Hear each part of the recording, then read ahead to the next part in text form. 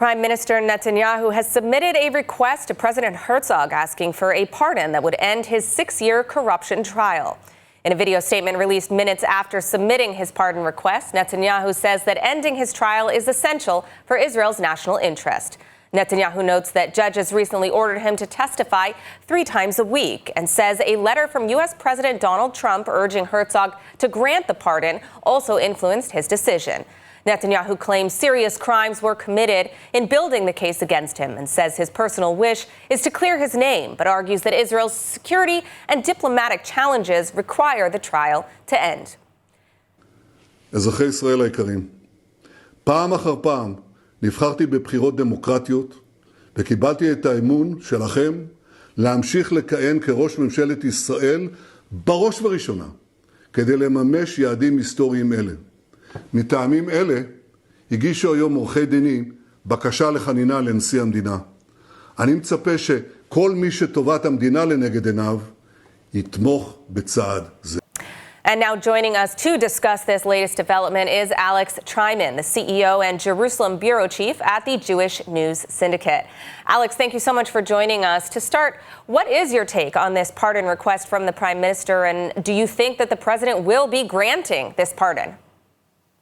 Well, this is certainly a bombshell announcement by Israel's prime minister. We heard President Trump request that the president of Israel would grant the prime minister a pardon when he spoke here at the Knesset over the Jewish holiday of Sukkot. It's certainly an extraordinary request. However, this is an extraordinary trial, which has really polarized the country and actually paralyzed the ability of the prime minister to function in his role.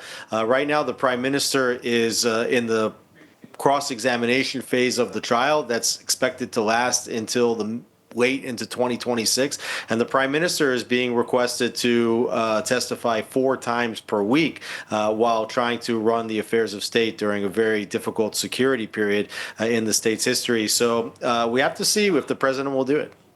Now, what are the ramifications of pardoning the prime minister if this pardon is indeed granted?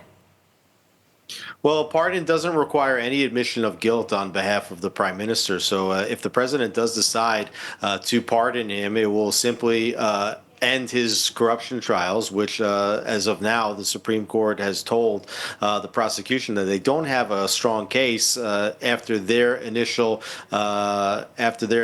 presentation of the case, particularly in the case that was considered the most serious, the one that is supposed to hold the charge of fraud on it. I think for the president, he has to decide whether this extraordinary request would provide some sort of reconciliation and unity to the country. It could potentially provide the ability for Netanyahu, if you would win the next election, to form a unity or reconciliation government. If he decides not to grant the pardon and Netanyahu would win in the upcoming election, that would probably all but guarantee that he would form a similar right-wing government to the one that he has now, as opposed to a centrist coalition, which is, I think, is the one that Netanyahu would prefer to govern from.